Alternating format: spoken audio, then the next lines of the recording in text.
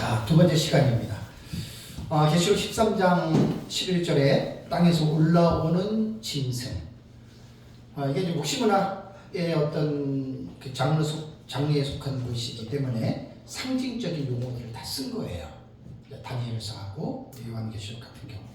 그러니까 이제 그 상징이 무엇을 의미하는지에 대한 기본적인 지식이 없으면 사실은 이해하기가 힘듭니다. 지난달에 제가 1월달에 강의할 때 바다에서 올라오는 짐승이라고 하는 이 내러티브에 대해서 그 모티브가 다니엘서 7장입니다.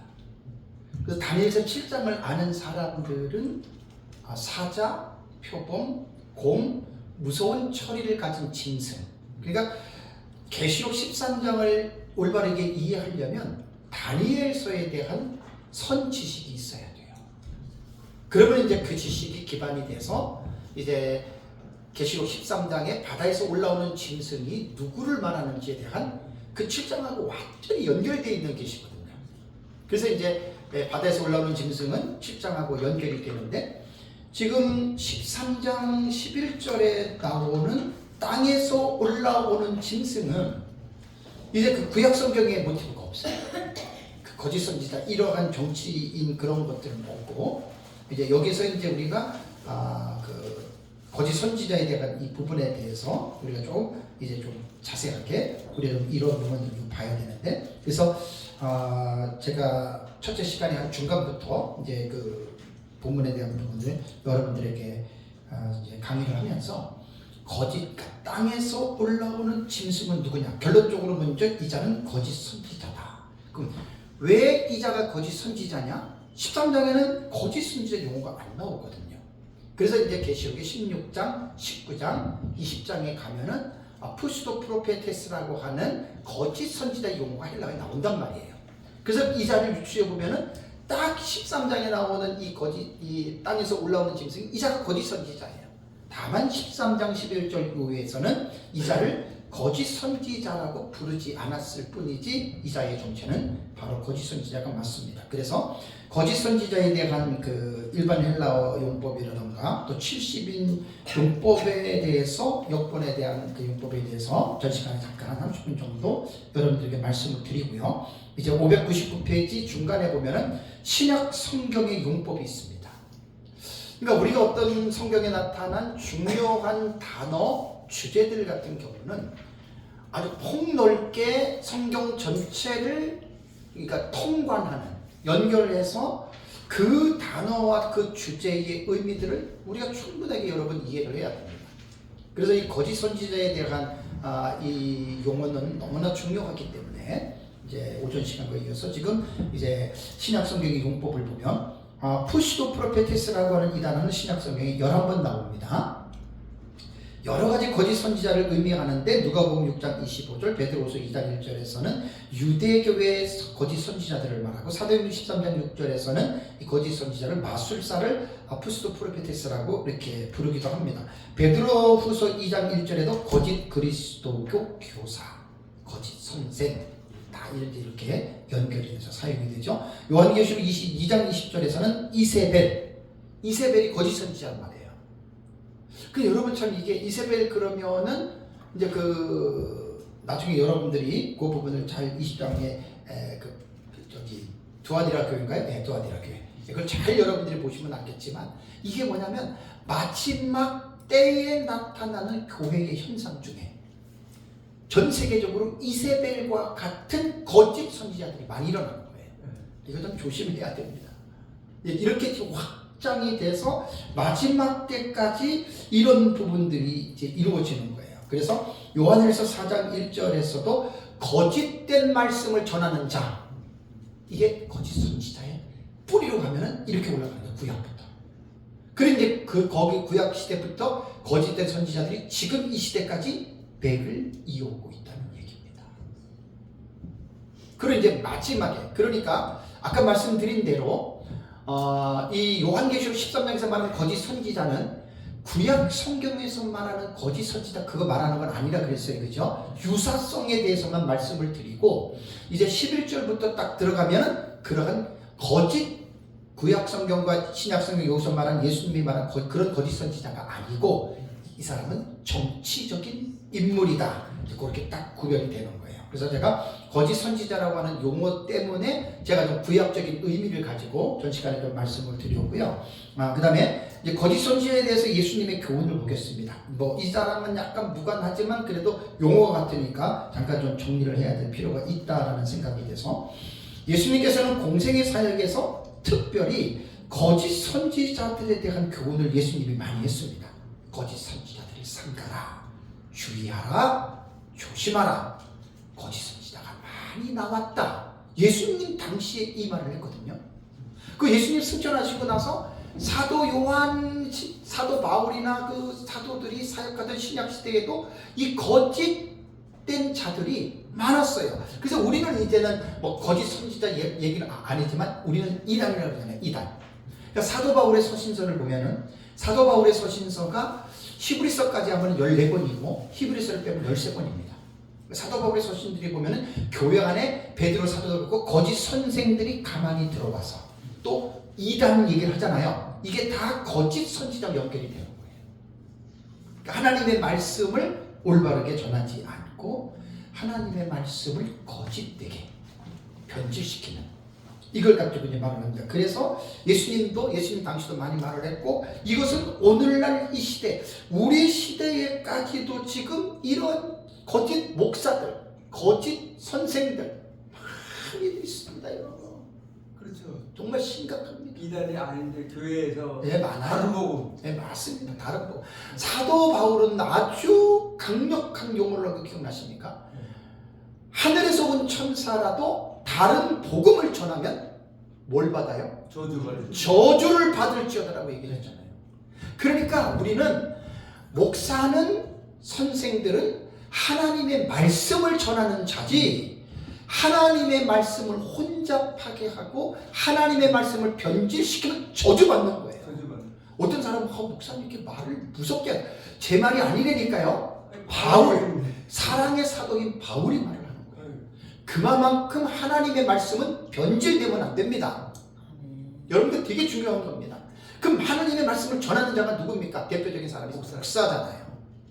성경을 읽어놓고 예배 시간에 설교를 하잖아요. 정말 두려운 직분입니다. 목사는 정말 심판이 그래서 크다는 얘기입니다. 마태복음 7장 15절 보시면은 예수님이 이런 말을 했습니다. 거짓 선지자들을 삼가라. 거짓 선지자들의 특징이 뭐죠? 양의 옷을 입고 너희에게 나가거나 속에는 노략질하는 이리라. 그러니까 이리가 양의 탕 속에 나타난 거예요. 양처럼 막 얘기하고 막 성도님, 집사님, 장로님 걱정하지 마십시오. 하나님 이런. 근데 속에는 집사님, 장로님 나 돈 좀 주세요. 그게 사건이고 그게 거짓 선지자란 말이에요. 근데 이 요즘 버전으로 내가 해석해서 말씀드리는 거예요. 진짜입니다. 11조를 안 내면 저주를 받으니까 집사님 집 팔아가지고 2억 벌었으니까 2천만 원 하세요. 그거 다 거짓 선생님들이에요. 목사가 그럴 수 있습니다. 돈에 미치고 성도에 미치게 되면 성도들을 돈을 내는 기계와 사람을 끌어오는 기계로 전락을 시키면 거짓된 목사들은 강단에서 그럴듯한 하나님의 말씀을 기초로 해서 성도들에게 헌금과 전도를 강조합니다. 그 대표적인 사람이 얼마 전에 죽었던 작년에 죽었던 고 김기동입니다. 제가 김기동 성락교회 작년에 죽었고요. 작년에 죽었어요. 예, 만민 중학교 이재록이는 올해 죽었어요. 작년 말에 올해 총각 말에 감옥에 있다가 뇌종양 암에 이제 해가지고. 여러분 제가 그 김기동 목사 그거를 한 8, 9년 되어 전국 교회에 테이프 2개를 보냈습니다. 저는 받았습니다. 한 10년 전쯤 돼요. 그래서 그걸 차 타고 다니면서 내가 2개를 들었어요. 근데 자기 홍보하기 위한 거잖아요. 야, 그 설교를 듣고 누가 이단이라 그래요? 기가 막힙니다. 성도들에게 헌신 그리고 전도 맞아요, 그죠? 근데 그 사람은 어떤 목적에서 전도와 헌금을 강조한 줄 아세요? 자기 주머니 입마에 포켓하려고, 그죠? 아, 그 MBC에서 못 보셨어요? MBC에서. 아이 참. 그게 바로 거짓 선생님들이라는 말이에요. 저는 목회 성도가 별로 없어가지고 항상 제 자신과 싸움이 뭐냐.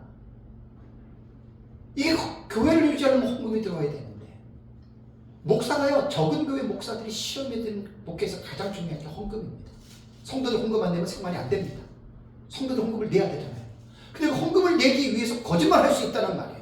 협박하고 공갈치고, 그거 다 위험한 것이다 그 말입니다. 다음에 마태복음 7장 22절. 여기서 이제 기가 막힌 내용이 나옵니다. 이거 기절하셔야 됩니다. 자, 22절 볼까요? 같이 읽을까요?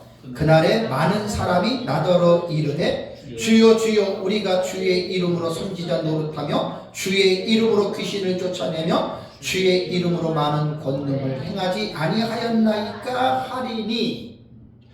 이거 기절할 일이에요. 거짓 선지자들이 어떤 사역을 하느냐? 예수님 말이에요. 다 예수의 이름으로 하는 거예요. 그죠? 주의 이름이니까. 예수의 이름으로 뭘 해요? 선지자 노릇을 해요.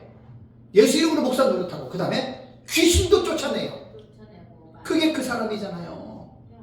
우리나라에서 전 세계에서 아마 귀신 제일 많이 쫓아내서 박사학위 받은 사람이 그 사람이에요. 김기동 씨. 논문까지 있어요. 수만 명, 수십만 명 귀신을 쫓아낸 그 논문 박사학위 받았단 말이에요. 보세요. 누구 이름으로 쫓아냈어요? 예수 이름이죠. 자, 그 다음에 또 뭐죠? 주의 이름으로 많은 권능을 행하지 아니하니. 그렇죠. 그러니까 박태선이니 이런 사람들은 거짓 선지자가 아니에요. 다른 종이야, 다른 종. 네? 박태선 같은 경우, 그 다음에 통일교, 문선명 같은 경우는 다른 종류의 다른 종. 왜? 예수 이름으로 안 했잖아. 네, 완전 사입이고 다른 종교인데, 그런데 예수의 이름으로 귀신을 쫓고 선지자 노릇하고 많은 권능을 행하는 사람들이 교회 내에 많지요? 그 지금 오늘날 교회는 그러니까 교회잖아요. 네.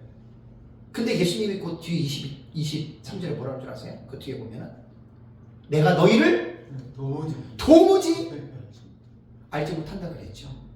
여기서 여러분 저는 이거 한 17, 18년 전에, 그때 이제 중국에 우리 그 큰 사위 그 사돈께서 심양에서 이제 신학교 하시는데, 그때 내가 강의 들어가서 강의하고 쉬는 시간에 의장님하고 이걸 보다가 내가 충격을 먹었어요. 우리는 그냥 거짓 선지자, 이단 이러면은 그냥 뭐 이렇게 김기동이나 뭐 그런 신천지나 전도관이나 이런 줄 알았는데, 그 말씀이 이 말씀을 보니까 네. 우와, 교회들에게 완전히 새롭게. 네. 보세요. 우리 다 예수 이름으로 하잖아요. 네. 그죠? 내가 너무 충격을 받은 거예요.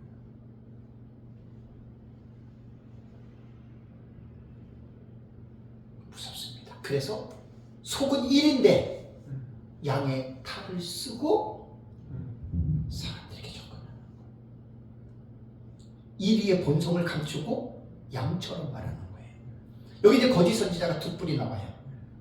양의 두 뿔 나오는데 이제 뒤에 설명을 하고.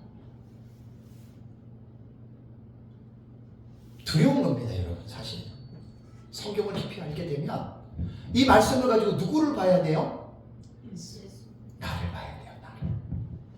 내가 혹시 잠깐 정신이 혼미해서 이런 짓을 하고 있지 않아? 진짜예요. 자기를 들쳐서 복종시켜야 되죠. 그죠? 인간이기 때문에 그럴 수 있어요. 저도. 우리도 그럴 수 있다고요. 그러니까 하나님의 말씀이 나를 지배해줘야 돼요. 하나님의 말씀이 나를 통제해줘야 돼요. 그래야지 죄인 중에 괴수인 우리들도 순간이나마 깜빡 넘어가지 않는다는 말이에요. 그래서 말씀이 절대적인 권위를 여러분 차지하는 것입니다. 다음에 마태복음 24장 24절 볼까요? 거짓 그리스도들과 거짓 선지자들이 일어나 그랬죠. 예수님 말씀입니다. 뭐라 그랬죠? 큰 표적과 기사를 보여 어떻게 해요? 할 수만 있으면 택하신 자들도 미혹하리라. 이게 뭘까요? 거짓 그리스도가 거짓 선지자들은 뭐가 따라와요? 뭐가 따라와요? 큰 표적과 기사가 따라납니다. 여러분 통일교회 그 문선명이가요 기적과 표적이 없은 줄 아세요? 엄청 있었습니다. 통일교회 2인자 박보희 씨 아시죠? 박보희 씨, 그 사람이 기가 막힌 그 머리가 좋은 사람이에요. 그 사람이 다 정리해 준 거예요. 2인자의 박보희라고. 그 사람은 어떻게 문선명이가 딱 콜링한 줄 아세요? 문선명, 내가 옛날에 그 책에 본 거예요. 문선명을 만났을 때 박보희가 문선명이가 내가 당신이 나에게 오는 것을 내가 알았다 얘기했어요. 근데 꿈에 아마 박보희가 그 꿈을 꾼 것 같아요. 여러분 그 기적이에요. 박태선 보세요. 박태선 같은 경우는 옛날에 한강에서 집회할 때 진짜예요. 자기 발 씻은 물을 병자들에게 주어서 병자들이 마시고 병 고친 거 여러분 아세요? 실제입니다.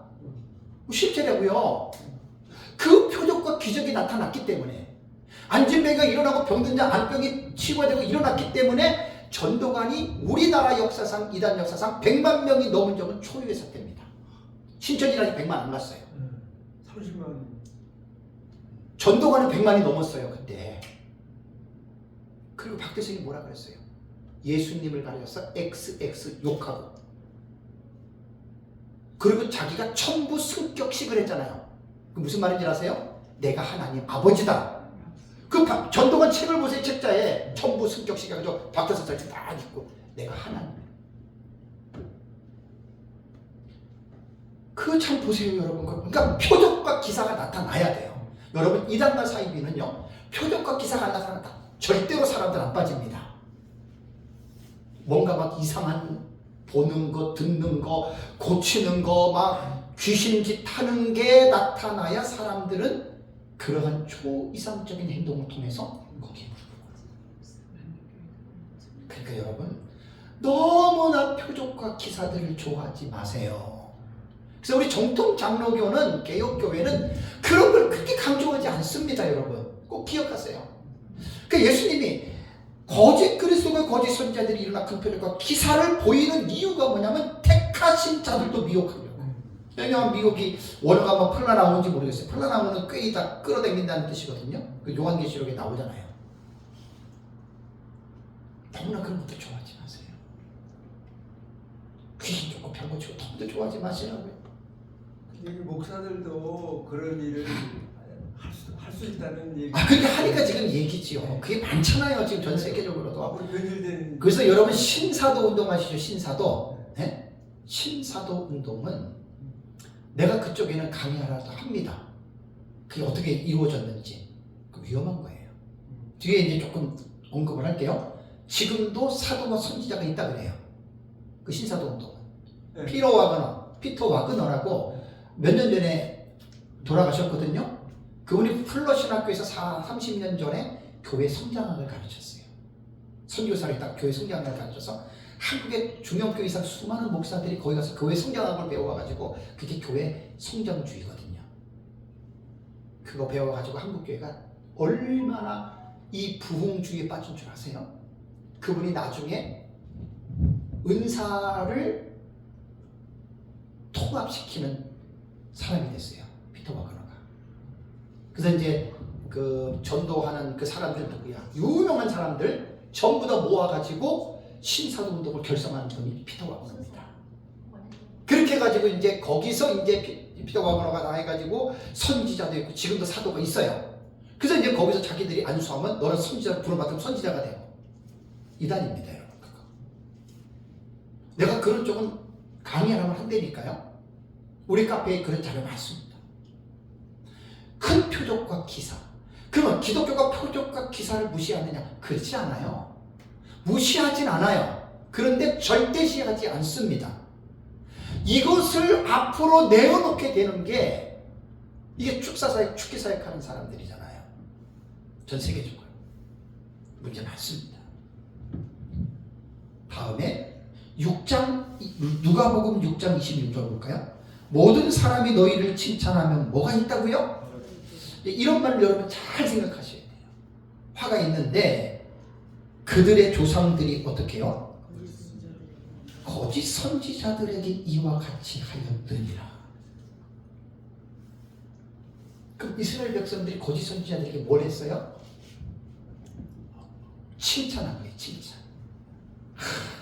대단합니다. 목사님 대단합니다. 근데 모든 사람이 다 그랬어. 근데 예수님은 이 말을 어떻게 하라고요? 화가 있다는 거예요. 그래서 구약 성경을 보면 참된 선지자들은 모든 백성들에게 인정을 받은 것이 아니라 오히려 미움을 받았어요. 이 말이 보통 말이 아닙니다. 이게. 그러니까 거짓 선지자는 백성들의 죄를 책망하지를 않아요. 않지. 네. 그렇지. 무조건 잘 될 것이다. 잘 된다. Don't worry. 걱정하지 말아라. 하나님이 반드시 너를 크게 쓸 것이다. 하나님이 반드시 이 가정에 복을 줄 것이다. 근데 지나고 나면 복은커녕 벌을 받는 가정도 많습니다. 여러분 제 말 틀린 말 아닙니다. 안 좋아져요. 네. 근데 우리 사람들은 뭐냐면 여러분 좋은 말만 듣기를 원하지요. 좋은 말만 고치셔야 돼요. 한 가지 예를 들어볼까요? 길르앗 라못 전쟁 아시죠? 열왕기서에 아합 왕이 길르앗 라못 전쟁에 나가서 죽지요. 어떻게 죽는 줄 아세요? 적군이 활을 쏘는데 명중하고 쏜 게 아니라 어떻게? 우연히 쏜 화살이 아합 왕이 갑옷을 입었는데 그 갑옷 사이 있잖아요. 고개를 정확하게 들어가가지고 딱 맞춰서 죽었거든요. 근데 왜 죽은 줄 아세요? 아합 왕의 사돈이 누구냐면은 그 남유다의 유명한 그 누구죠 왕? 여호사밧이 여호사밧. 여호사밧이 자기 아들 여호람 있죠. 그 며느리를 이세벨의 딸 누구예요? 이세벨의 딸. 이세벨의 딸 그 아달랴. 아달랴를 며느리를 데려온 거예요. 여러분 이거 되게 중요합니다. 결혼할 때 불신자들과 결혼은 여기서 교훈을 많이 얻어야 돼요. 그래가지고 여호사밧은 유다 3대 선왕 중 한 사람이잖아요. 사돈을 그 유명한 북왕국의 아합 왕가와 그것도 그 아합의 부인 이세벨 시돈 엣바알의 딸 제사장의 딸이란 말이에요. 사돈을 맺은 거예요. 그 며느리가 남쪽으로 하나님의 왕국으로 왔어. 그래서 거기서 이제 사돈 관계이기 때문에 전쟁을 하니까 사돈 입장에서 여호사밧이 간 거예요. 어떻게 잘 지내십니까? 사돈끼리 그 얘기 하죠. 이게 멍에 그렇게 매는 거 안 좋아요. 사돈도 정말 믿음 좋은 사람들하고 사돈을 해야 여러분 그게 믿음의 어떤 그게 되지 믿음 없는 사람하고 사돈해보세요. 근데 길라라모 전쟁을 두고 아합이 그 얘기를 하잖아요. 요즘으로 말하면 이거 사돈 왔습니까? 이제 좀 쉽게 말하면 이거죠. 지금 전쟁 중인데 그러니까 이제 여호사밧은 선왕이란 말이에요. 믿음 있는 하나님의 사람이란 말이에요. 그러니까 여호사밧이 뭘 아합에게 물어봐요? 왕이요. 당신 나라에 선지자들이 있습니까? 물어본 거예요. 그럼 왜? 이러한 중차대한 일을 두고 하나님께 묻고 전쟁을 나가시고 이렇게 한 거예요. 그러니까 이제 아합이 뭐라는 줄 알아요? 있다고. 그러면 선지자들이 있다고 그랬는데 미가야와 400명 선지자들이 오잖아요. 그래가지고 막 예언을, 이거 다 거짓 선지자거든. 예언을 하는데 쇠꾸쟁이를 들고 하나님이 당신에게 권능을 줘서 전쟁에 나가면 이 쇠창살로 이기듯이 이길 것이 이렇게 얘기를 한 거예요. 그러니까 아합은 자기는 그걸 듣고 싶었던 거야. 진짜. 그랬는데 여호사밧이 딱 보니까 뭔가 영이 이상한 거예요. 저 사람들 이상하거든. 시드기야와 400명의 거짓은 이상하거든요. 그러니까 이제 묻잖아요. 여호사밧이 왕이에요. 혹시 다른 선지자가 없습니까? 그러니까 아합이 그러잖아요. 있기는 있는데 이제 좀 리얼하게 할게요. 그러면 항상 나한테 좋은 말 안 해. 그러니까 여호사밧이 그 사람을 부르라고. 그게 미가야 선지자입니다. 네, 미가야. 그래서 미가 선지자 그 말고 이름이 미가야예요. 그 오라고 그러니까 불렀어. 미가야 선지자가 여호사밧과 아합 앞에서 예언을 하는데 당신은 이 전쟁에 나가면 죽습니다 이렇게 말한 거예요. 하나님이 거짓말하는 영들을 보내 그 시드기야 그 거짓 선지자거든요. 거짓말하는 영들을 보내서 당신을 죽이게 할 것이다 이렇게 얘기를 했어요. 아합이 그 말을 듣고 보라고 저놈 보라고 저놈은 항상 나한테 안 좋은 말만 한다고 그런 거예요. 그러면서 이제 시드기야가 와가지고 미가야 뺨을 탁 치면서 야 여호와의 영이 나를 떠나서 이놈아 너에게 이러갔냐? 그게 미친 놈의 미가야가 거짓 선지자가 참대적으로 얘기를 하잖아요. 딱 되니까 아합이 저놈을 감옥에다 집어넣어라. 이제 내가 전쟁 나갔다 와서 저놈을 죽였다 이렇게 얘기를 한 거예요. 그리고 전쟁 나간 거예요. 나가서 죽었어요.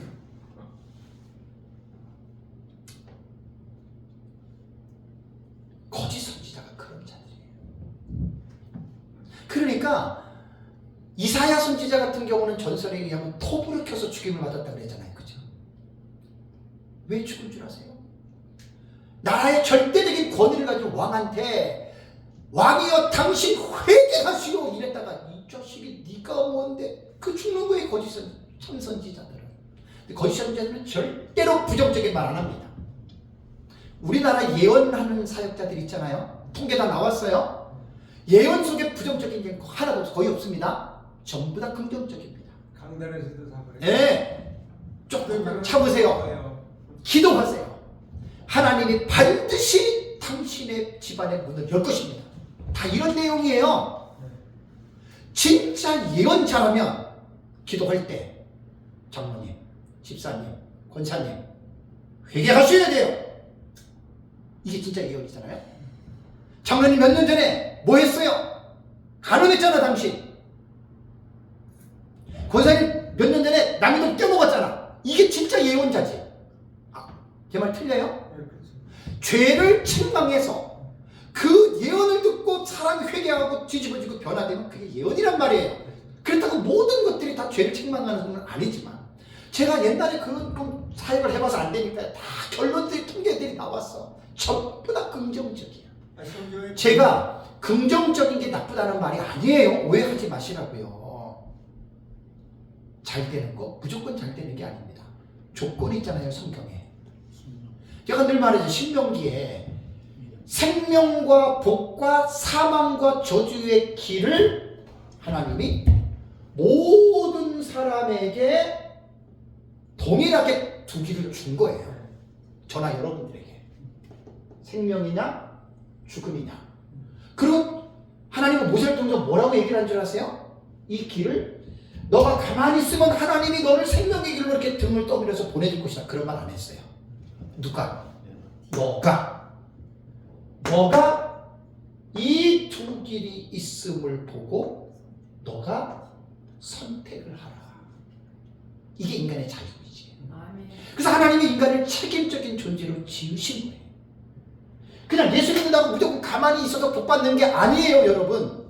구원은 값없이 공짜로 받았지만 구원받은 사람들이 이 세상에서 믿음과 행위의 유일한 법은 성경이란 말이에요. 성경에서 믿음도 내 맘대로 믿는 게 믿음이 아니에요. 성경이 믿으라고 한 대로 믿어야 되고 사는 것도 내 맘대로 사는 것이 아니라 성경이 사는 대로 행동하는 대로 행동하는 것이 이게 그리스도인의 삶의 규범이에요. 아멘. 내가 하나님의 뜻대로 살지 않으면서 하나님 내게 복 달라고 한다고 여러분 하나님이 우리에게 복을 주시는 줄 아십니까? 아닙니다. 절대로 아닙니다. 제가 장로교 목사님들 장로교 신학에 했으니까 장로교 목사님들 중에 칼빈주의 하시는 분들이 하이파 칼빈 쪽에 있는 분들은 하나님의 절대 주권만 강조하다가 인간의 책임을 무시한 목사들이 꽤 있어요. 참 안타깝습니다. 신학을 잘못합니다. 그 부분. 하나님의 주권이 100%면 인간의 책임도 100%를 가르쳐야 됩니다. 아시겠어요? 목사가 자기가 잘못해놓고 하나님의 뜻이라고 이거 꽤 있어요. 아닙니다. 인간의 책임. 그래서 하나님은 에덴 동산에서 아담과 하와를 지을 때 책임적인 존재를 지었잖아요. 그래서 따먹지 말라라고 얘기를 했잖아요. 먹으면 너 죽는다라고 얘기를 했잖아요. 이 책임적인 의무는 죽을 때까지 갑니다. 여러분. 인간이 구원받아도 구원받지 않아도 인간이 행할 수 있는 그 의지의 주도권을 각자에게 하나님이 부여하신 거예요. 그래서 하나님이 그 사람에게 묻는 거예요. 목사라도 잘못할 수 있잖아요. 그 하나님 목사에게 묻는 거예요. 너 왜 그랬어? 그러면 잘못한 건 어떻게 해야 돼요? 회개해야죠. 잘못한 건 회개해야죠. 그러니까 이런 의식들을 잘 가르쳐. 그러니까 교리를 잘못 배우면 교리를 성경 신학적 입장에서 풍성하게 접근을 하지 않고 딱딱한 교리로만 배우게 되면 그런 목사들은 정말 무미건조합니다. 그래서 칼빈주의 분들 중에 하이퍼 쪽으로 간 사람들이 하나님의 주권만 강조하다가 인간의 책임을 많이 약화시키는 게 난 꽤 봤어요. 내 주변에서. 성경에 맞지 않는 얘기죠. 그건 아니에요. 네. 그래서 그런 부분들을 잘 이해를 해야 됩니다. 자, 그럼 서신서에서 나오는 거짓 선지자 볼까요? 600페이지. 사도행전 13장 6절을 보면 온 성 가운데로 지나서 바보에 이르러 바에수라는 유대인 거짓 선지자인 마술사를 만나니. 그렇죠, 그죠? 네, 거짓 선지자 나오잖아요. 그 다음에 베드로후서 2장 1절에도 그러나 백성 가운데 또한 누가 거짓 선지자들이 일어났었나니. 그러니까 여기에서 말하는 거짓 선지자는 신약 성경 요한계시록이 기록될 때까지만 구약의 거짓 선지자의 개념이 넘어왔고, 사도 요한에 의해서 요한계시록이 성경이 끝났을 때부터는 우리는 선지자의 직분은 없어진 것으로 봐야 됩니다. 사도는 예수님의 12제자까지만 사도라고 하는 거예요. 그 이후에 사도 없습니다. 근데 신사도 운동가들은 지금도 사도 있다 그러잖아요. 그렇죠. 지금도 선지자가 있다 그러잖아요. 그렇게 이단 소리다. 성경을 보는 신학적 입장이 완전히 여러분 다르기 때문에 그렇습니다. 요한일서 4장 1절에 사랑하는 자들아 영을 다 믿지 말고 오직 영들이 하나님께 속하였나 분별하라. 많은 거짓 선지자가 세상에 나왔습니다. 영을 다 믿지 말라 그랬죠. 이거 진짜 너무 중요합니다. 저는 제 주변의 지인들 중에서도 신실한 분들이 꽤 있어요. 근데 제가 늘 안타까운 게 뭐냐면 신실한데 또 기도를 많이 하는 분들도 있어요. 제가 제일 염려가 뭐냐면 기도를 많이 하는 사람들이 뭘 조심해야 되냐면 영적인 일이잖아요. 기도가. 네? 영적인 일인데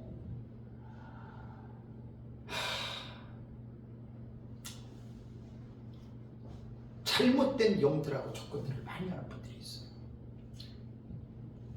분별이 안 돼서 분별이. 그 기도 많이 하는 좀 신실한 분들이에요. 분별이 제 주변에 그런 분들 있는 거 보면서 너무나 마음이 안타까운데 여기 보세요.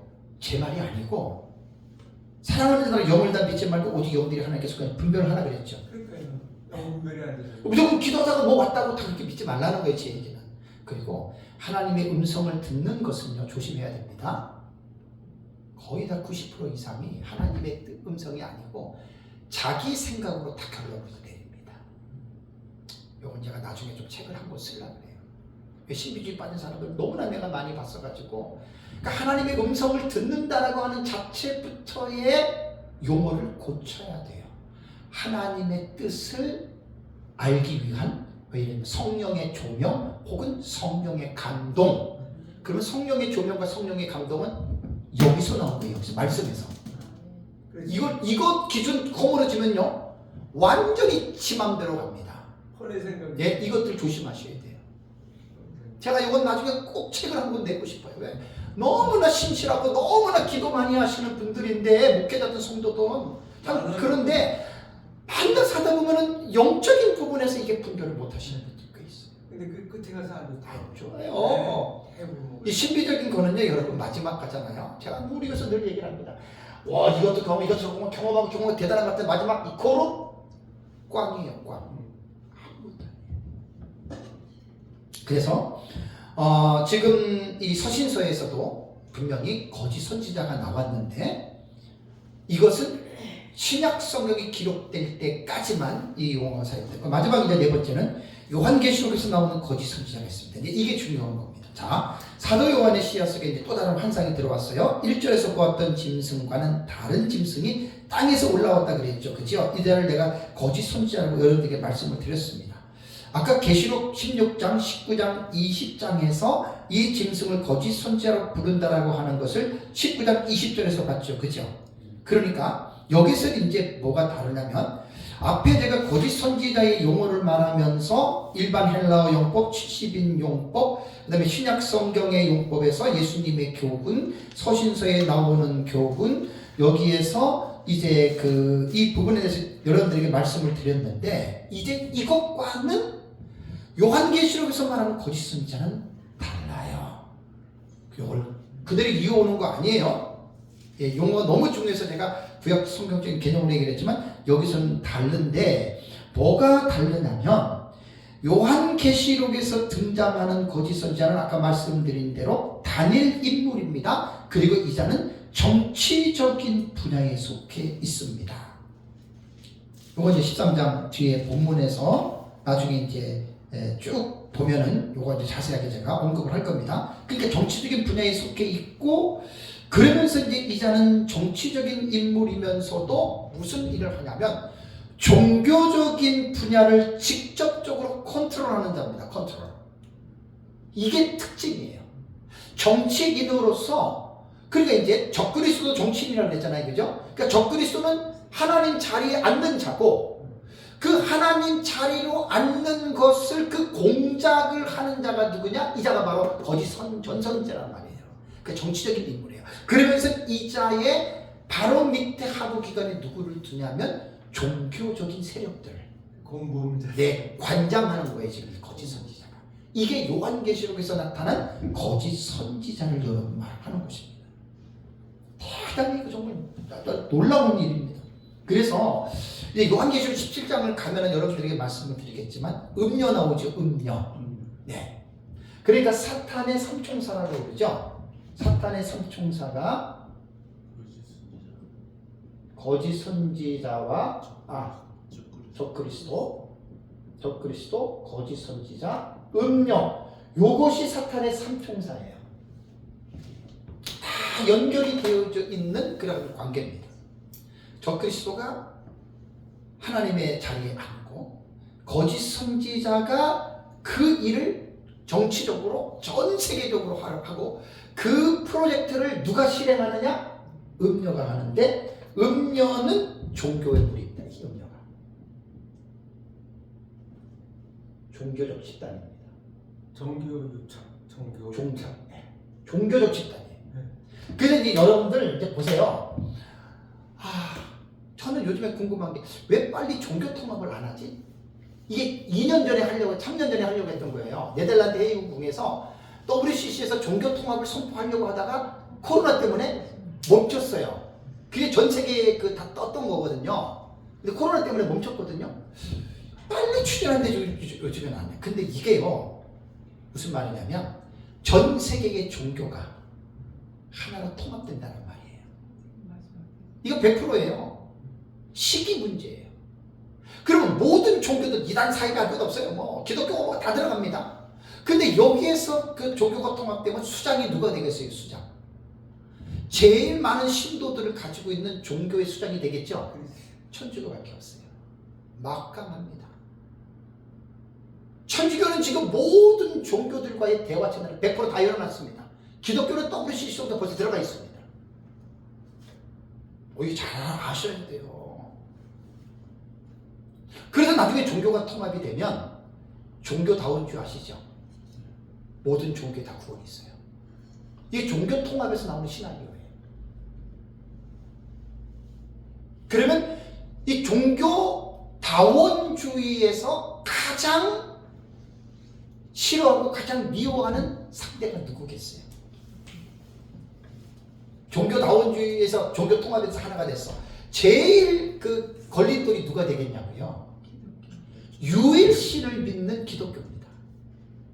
유일신은요, 기독교만 믿는 게 아니에요. 이슬람, 그 다음에 기독교, 유대교가 유일신을 믿어요. 한 하나님을. 그런데 유대교와 이슬람의 하나님과 기독교의 하나님의 차이점 아십니까? 분명히 다릅니다. 그 차이점이 뭐겠어요?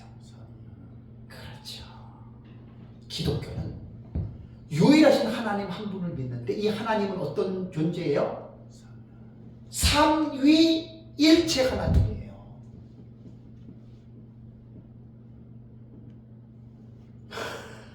놀라운 일이에요. 성부, 성자, 성령의 삼위가 계신데 이 삼위가 셋의 존재가 아니라 하나의 존재다.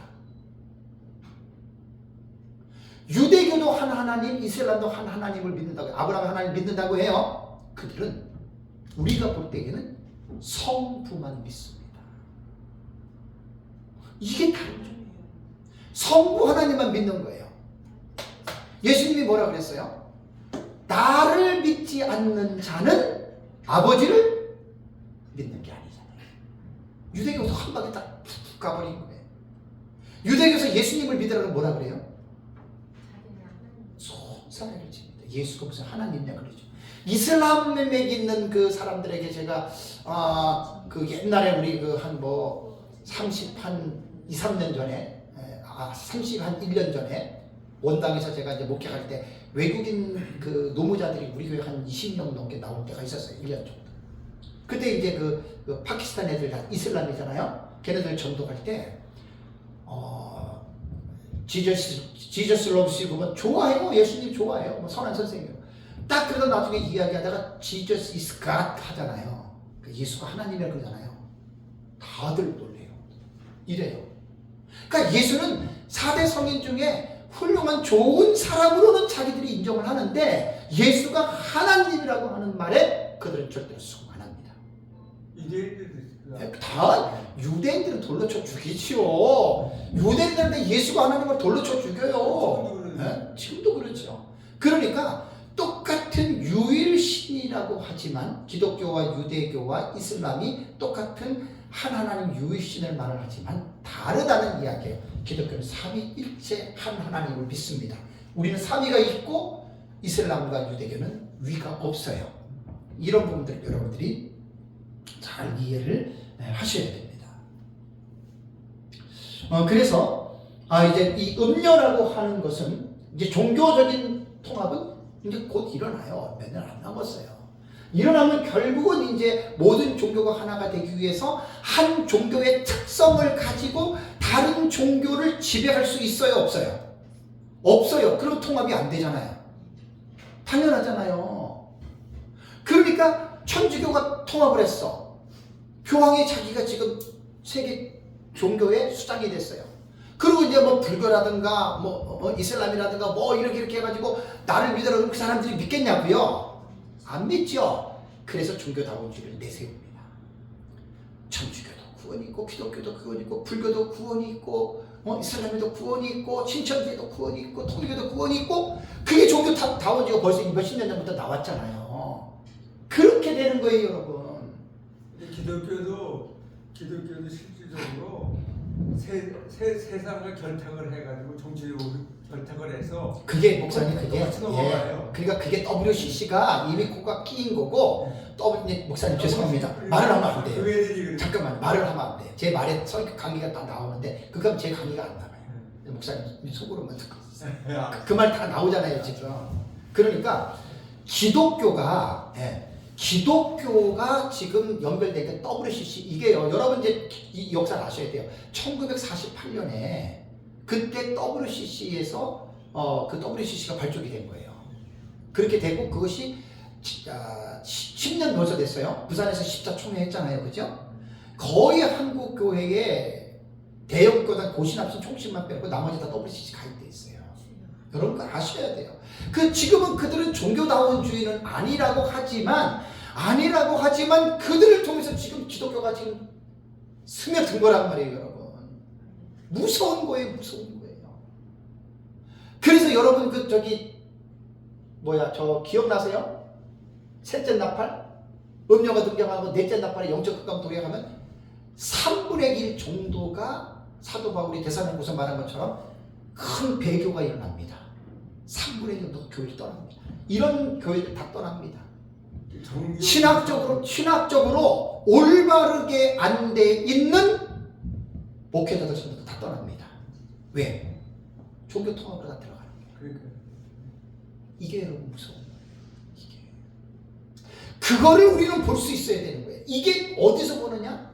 요한계시록에서 바다에서 올라오는 짐승과 그 다음에 땅에서 올라오는 짐승과 계시록 17장의 음녀의 모습 속에서 이야 이런 일이 일어나는구나.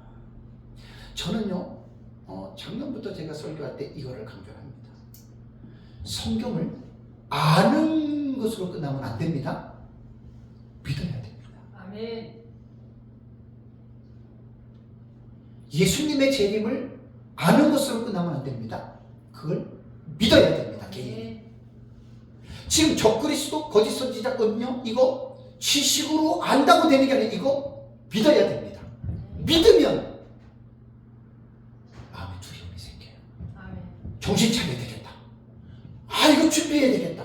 그리고 요한계시록을 제가 한 10년 넘게 지금 강의하면서 느끼는 게 뭐냐면 요한계시록을 지식적으로 충분히 가르칠 수 있어요. 선생이 이거 되게 재밌어요. 근데 그게 아니에요. 설교도 하나님의 말씀을 아주 잘 쪼개고 연구해서 재미있게 성도들에게 지식을 줄 수 있어요. 그런 설교를 말하면 안 됩니다. 설교자는 믿음으로 선포해야 됩니다. 아멘. 믿으시오. 그래서 요한계시록을 제가 지금까지 민 목사님 만나고 지금 11년째인데요. 저는 지식으로 받아들이고 나는 믿음으로 다 받았는데 믿음으로 받아들이니까 내 자신이 긴장이 되는 거예요. 지금도 긴장이 돼요. 뭐 정확한 수치는 모르지만 요한계시록을 배운다고 하는데 이 긴장이 안 된 사람들이 너무 다 지식이에요. 그래서 제가 목사님한테 늘 그런 말씀을 드렸잖아요. 요한계시록을 제대로 깨달은 사람은 반드시 삶이 변화가 돼야 됩니다. 그러니까 계시록을 알기 이전과 알고 난 이후에 목사님이 변화가 없다? 아직 못 깨달은 거예요. 지식적으로는 많이 배웠어. 이거 여러분 우리가 지금 공부하는 거 믿어보세요. 목사님 자체가 변합니다. 목사님 자체가 변합니다. 이거 정말 그대로 여러분 이거 믿어보세요. 두 증인 같은 거 믿어보시라고요. 네? 왜 목사가 긴장을 안 하겠습니까? 긴장합니다. 단순히 성도들에게 무슨 뭐 다른 성경 가르치는 그 정도가 아니라니까요. 지금 이거는 이 사건이 역사 세계에서 반드시 사건이 일어납니다. 팩트입니다. 그러니까 깨어나는 거예요. 목사님들이 설교할 때 이런 것 같습니다. 이럴 것입니다. 이런 설교들은 성도들에게 확신을 못 주고 성도들에게 변화를 못 줍니다. 그래서 목사는 캐리그마예요. 선포예요. 선포. 아멘. 제가 한 달에 한 번씩 화장의 예비단과에서 설교를 하는데 올해가 8년째예요. 제가 어제 제가 설교할 때 우리 교회에서 이번에 5일에 설교했던 지구 멸망에 계신 지난 1월 달에 제가 종말론 설교를 거기서 하니까 뭐 선생님들 뭐 믿지 않는 사람이 있고 하니까 그냥 깊이는 절대 못해요. 한 30, 한 5, 6분 설교를 하는데 마지막에 내가 설교 처음부터 끝에 이렇게 얘기했어요. 여러분 성경은 이해를 하라고 하나님이 준 게 아니에요. 우리한테 믿으라고 준 거예요. 아멘. 근데 이거 믿어보세요. 반드시 내 안에 변화가 있습니다. 아멘. 세상이 지구가 세 갈래로 갈라지고 네? 그 태양이 빛을 잃고 달이 태양이 검은 털을 짠 상복같이 검어지고 달이 빛을 잃고 별들이 하늘에서 떨어지고 이거 인간의 이성으로 이해됩니까? 안 됩니까? 안 되죠. 성경 하나님 말씀이잖아요. 믿어보세요. 아멘. 끔찍하잖아요. 믿는 자들에게는 상관이 없어요. 우리는 이미 휴거됐으니까. 그러니까 이 사실을 알아야 전도도 하는 거예요. 그냥 우리를 부흥시키려고 전도하는 게 아니라 저 사람이 예수 안 믿으면 마지막 7번째 대접, 6번째, 7번째 대접으로 저렇게 부심판을 받으니까 심판을 받지 않기 위해서 그 영혼을 사랑하는 마음으로 전도를 하는 거란 말이에요. 그러니까 믿지 않으면 그 사람 변화 안 됩니다. 그래서 저는 성도들에게 항상 설교를 할 때 저는 믿음으로 전하지 절대로 저는 지식으로 전하지 않습니다. 그래서 제 설교는 때로는 강력한 거예요. 선포기. 듣든지 안 듣든지 믿으라고 저는 전하는 게 믿으라고. 그러니까 전하는 입장에서 확신을 가지고 전할 때 성도들이 확신이 들어오는 거예요. 아멘. 정말 이 6번째 때 정말 이렇게 태양과 달과 빛, 별들이 떨어질 거예요. 아이고 그게 무슨 소리랍니까 그게. 아니 그런 사람 확실하게 선포해야 됩니다.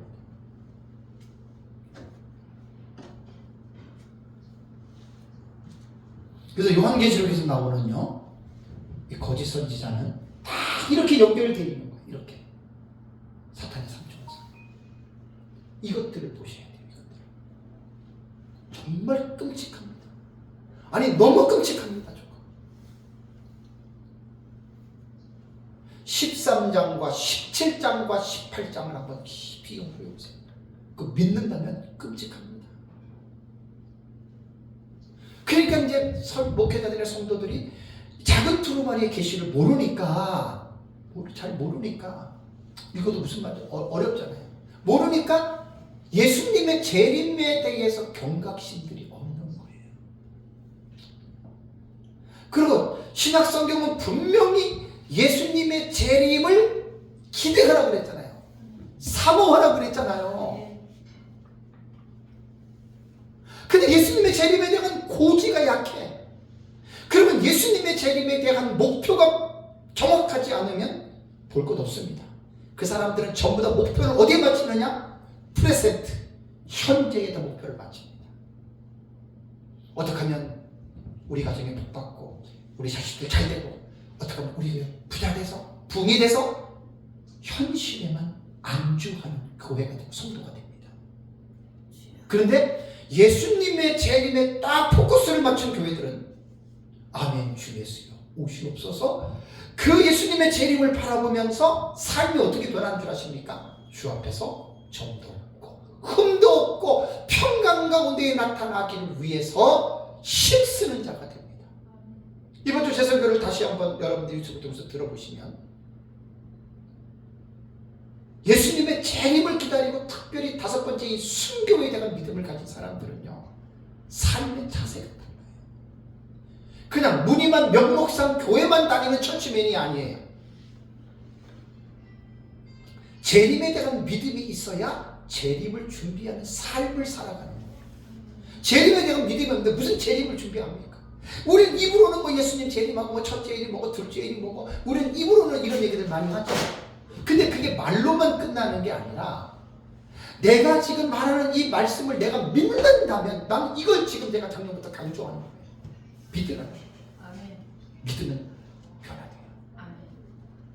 이거 지식으로 하면 절대 안 돼요. 지식으로 믿음. 그래서 지금 제가 공부하는 거 이거 전부 다 믿음으로 제가 지금 선포하는 믿음. 지식이 아닙니다. 그러면 확실히 여러분 달라져요. 절대로 이 셋은요 뗄래야 뗄 수가 없습니다. 너무나 엄청납니다. 자 그럼 이제 11절 보겠습니다. 지금까지는 이제 거짓 선지자에 대한 서론적인 내용을 한 거예요. 서론적인 내용. 거짓 선지자가 이러한 구약 성경에 나타났지만 유사성은 있지만 다르다 그랬잖아요. 그러니까 요한계시록에 나타난 거짓 선지자는 구약 성경에 나타난 그 거짓 선지자 아니라는 거 아시고, 자 11절 보시면 내가 보면 또 다른 짐승이 땅에서 올라오니 이제 어떻게 해요? 어린 양같이 두 뿔이 있고 용처럼 말을 하더라. 이제 거짓 선지 땅에서 올라오는 짐승에 대한 이제 묘사가 나옵니다. 자, 데리온이라고 하는 짐승은 지난달에 했던 거 제 책을 참조하시면 되고요. 자, 이 출처가 뭐냐? 거짓 선지자의 출처는 땅에서 올라온다. 제 책에는 그냥 구약 위경에 의했잖아요. 이거 이제 다 수정을 했어요. 에녹서의 위경 에녹서에 의하면 이렇게 써야 됩니다. 제 책을 많이 수정했습니다. 틀린 거 오자도 그렇고 많이 수정을 했는데 위경 에녹서에 의하면 리워야다는 이게 이제 괴물이라고 이제 불렀던 이 단어입니다. 리워야다는 바다 깊은 시면에 살고 베헤못 여기 남성 괴물, 리워야다는 여성 괴물 이렇게들 말을 해요. 학자들이 광에서 산다는 말이 있다. 이게 에녹서에 나오는 거예요. 에녹서는 왜 그 위경으로서 우리는 역사적인 면으로는 인정하지만 하나님의 말씀으로서는 우리 인정 안 합니다. 외경과 위경 그냥 참고만 하시라는 말입니다. 근데 여기서 이 짐승은 앞에 짐승, 바다에서 올라오는 짐승과 짝을 이루는 자다. 아까 말씀드린 그 얘기잖아요. 또 용의 하나의 하수입니다. 용은 사탄입니다. 그러니까 바다에서 올라오는 짐승과 짝을 이루면서도 사탄의 또 하나의 하수인이다. 땅은 바다보다 한정된 지역으로서 이 짐승이 앞의 짐승과는 다른 출처에서 나오는 것을 지금 11절에는 말하고 있습니다. 자, 그러면 이제 602페이지 그 중간 좀 밑으로 가시면 땅으로부터 올라오는 짐승은 이제 누구냐면은 적 그리스도의 동반자다. 이거 이제 앞으로 뒤에 계속해서 보겠습니다. 동반자가 되고요. 온 세상 사람들을 적 그리스도를 메시아로 숭배하게 하는 종교적인 일을 관장하는 이제 우두머리 역할을 하는데, 초대교회 교부인 이레네우스는 마지막 종말입니다. 종말의 거짓 선지자는 이게 바로 땅에서 올라오는 자거든요. 적 그리스도의 갑옷을 입고 다니는 시종이다. 너무 멋있지 않아요? 표현이? 이레네우스는 2세기, 3세기 교부입니다. 거의 2세기 활동했던 교부입니다. 폴리갑의 제자입니다. 폴리갑의 스승은 사도 요한이에요. 그러면서 계시록에 여기 나타난 13장 11절에 나타난 이 땅에서 올라오는 이 짐승은 거짓 선지자인데 적 그리스도의 갑옷을 입고 다니는 시종이다. 이렇게 말을 했고요. 그러면 거짓 선지자의 묘사를 1절에 보면은 어린 양 같은 두 뿔을 가지고 있다고 그랬죠. 그죠? 그 두 뿔이 뭐냐? 뿔은요, 능력과 권위의 상징을 말하는 겁니다. 그래서 우리 이렇게 상징으로 해석하는 거예요. 능력과 권위의 상징인데 두 뿔은 그렇다면 뭐냐면 두 개의 권세입니다. 이 거짓 선지자는 이 권세가 어디로부터 왔냐면, 첫째는 용인 사탄으로부터 영적인 권세를 받아요. 그리고 이 거짓 선지자도 뒤에 보면 엄청난 기적을 행합니다. 적그리스도도 마찬가지고. 여러분 이거 지금 웬만한 교회 은사사역한데 안진뱅이라고 병 고치라고 귀신을 떠나, 그건 아무것도 아니에요. 그런 거. 마지막 시대에 이 적그리스도 거짓 선지자는요, 그런 거는 이적이 아니라고 할 정도입니다. 여러분 정말 기가 막힙니다. 이러한 것들이 나타나는데 이 두 뿔은 이 거짓 선지자도 사탄으로 받고, 또 하나는 뭐냐면 적그리스도로부터 받는 이 권세는 정치적인 권세입니다. 여러분 우리 나라들마다 보세요. 푸틴이나 이런 사람들 보세요. 김정은 보세요. 사람 세우고 끌어내리고 살리고 죽이고 누가 해요? 자기 맘대로 하잖아요. 그러니까 전 세계를 지배할 만한 강력한 파워를 가지고 있는 이 적 그리스도가 어떻게 해요? 거짓 선지자를 정치적으로 마음 놓고 활개를 칠 수 있도록 그 능력을 준다. 그래서 거짓 선지자는 두 개의 뿔을 가지고 있다라고 여러분 이렇게 말을 합니다. 그래서 이제 이러한 두 개의 권능을 가지고 결국은 이때 이제 적그리스도 우상을 만드는 거예요. 전 세계적으로. 참. 다음에 이제 용처럼 말한다고 그랬습니다. 자, 두 뿔은 그거고, 자, 용처럼 말한다고 11절에 나오잖아요. 그죠? 용처럼 말하더라. 여기에서 말하는 용은 사탄이에요. 뭐라고요? 곧 사탄처럼 말을 한다. 우리는 창세기에서 옛뱀, 에덴 동산에서 옛뱀이, 사탄이 하와 뱀 속에 들어가 가지고 하와를 미혹했던 거 아시죠? 그죠? 그러니까 뱀의 말은 곧 사탄의 말입니다. 사탄에게 미혹된 말입니다. 그러니까 거짓 선지자는 두 뿔의 권세를 가지고 이 자는 온 세상 사람들에게 바다에서 올라오는 짐승의 적 그리스도를, 저자가 바로 하나님입니다. 저자가 바로 메시아다.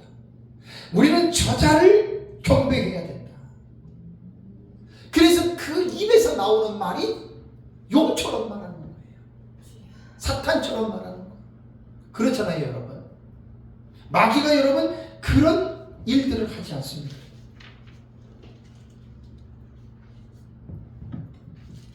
그래서 여기서 이제 11절에 나온 대로 거짓 선지자를 묘사하기를 어린 양 같은 두 뿔을 가지고 있고, 이제 두 뿔은 말씀드렸고요. 용처럼 말한다. 사탄의 말입니다. 마지막 때는 이 사단의 세력에 의해서 거의 모든 사람들이 완전히 절대적으로 이렇게 목사님 붙잡힙니다. 이 무서운 거예요. 그러니까 이제 이 적그리스도가 용처럼 말한다. 결국은 뻔한 거예요. 결론은 적그리스도를 하나님으로 만드는 이 일을 하는데 그게 다 사탄의 말이란 말이야. 용처럼 말을 하는 거예요.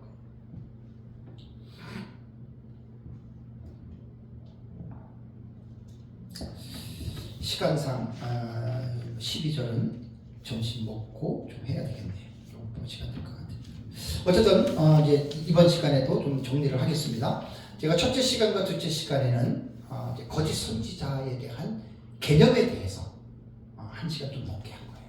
거짓 선지자 개념에 대해서 거짓 선지자가 이제 어떤 자가 거짓 선지자냐. 그래서 이제 헬라어 단어 그래가지고 이제 고전 헬라어의 용법에서 어떻게 거짓 선지자를 말하겠고, 그 다음에 이제 70인 용법에서도, 그 다음에 신약 성경에서도 이런 성경을 연구할 때는 중요한 단어들과 주제들 같은 경우는요, 여러분 폭넓게 보셔야 돼요. 그냥 갑자기 얘기를 하면 안 돼요. 그 모든 것들이 연관성을 가지고 내려오잖아요. 연관성을 가지고 내려오기 때문에 이런 것들을 우리가 하나의 단어라도 용어라도 좀 깊이 있게 여러분들이 보셔야 됩니다. 그래서 거짓 선지자에 대한 올바른 폭넓은 지식을 가지고 있으면 본문에 들어가면 이해가 훨씬 더 넓어지는 거예요. 그래서 여러분들이 이제 오늘은 13장에 나타난 거짓 선지자에 대해서 여러분 잘 보시고 또 점심 먹고 오후 시간에도 같이 좀 공부해서 마지막 때 일어나는 좀 이 부분들을 우리가 잘 깨닫고 저와 여러분들이 또 그렇게 준비하는 삶을 살아가시기 바랍니다. 주시면.